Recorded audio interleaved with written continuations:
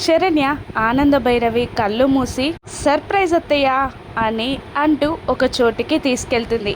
ఏంటమ్మా ఆ సర్ప్రైజ్ అని ఆనంద కూడా చాలా హ్యాపీగా అడుగుతూ ఉండగా చేతులు తీసేసి అక్కడున్న డెకరేషన్ని చూపిస్తుంది శరణ్య.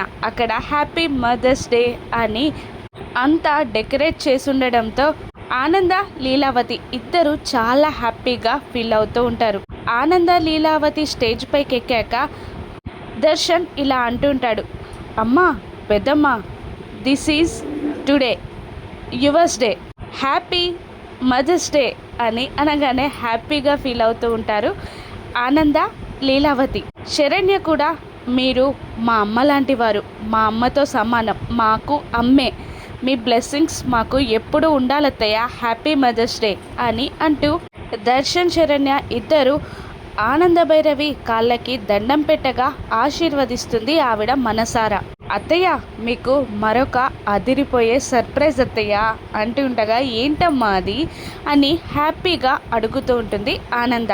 అప్పుడే మదర్ తెరిసా ఆశ్రమం నర్సెస్ మధ్యలో నుండి సీతమ్మ ఆనంద భైరవి అమ్మ నడుచుకుంటూ వస్తూ ఉంటుంది. ఆవిడని చూడగానే ఆనంద భైరవి కళ్ళలో ఆశ్చర్యం, ఆనంద బాష్పాలు అన్నీ కలుగుతాయి. వెళ్ళి అమ్మా అంటూ సీతమ్మని వాటేసుకుంటుంది. సీతమ్మ కూడా ఆనందని గట్టిగా పట్టుకొని వెక్కి వెక్కి ఏడుస్తూ ఉంటుంది.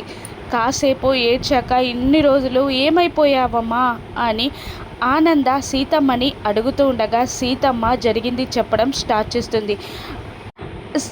నన్ను అనన్య కిడ్నాప్ చేసిందని, ఒక గోడంలో కట్టేసిందని, ఆ తర్వాత అక్కడి నుండి మరొక గోడానికి తీసుకెళ్ళి తన చుట్టూ నిప్పంటించిందని, ప్రీతి, శరణ్య, దర్శన్, రోహిత్ అందరూ కలిసి కాపాడారని, ప్రీతికి రోహిత్కి విడాకులు అవ్వాలని అనన్య పెట్టిన కండిషన్ అన్నీ చెప్పేస్తుంది సీతమ్మ ఆనంద భైరవికి. ఆనంద భైరవి కోపంతో ఊగిపోతూ ఉంటుంది. ఇప్పుడు ఆనంద ఏం చేస్తుంది, అనన్య గతేంటి రాను ఎపిసోడ్స్లో చూద్దాం. Thank you for watching.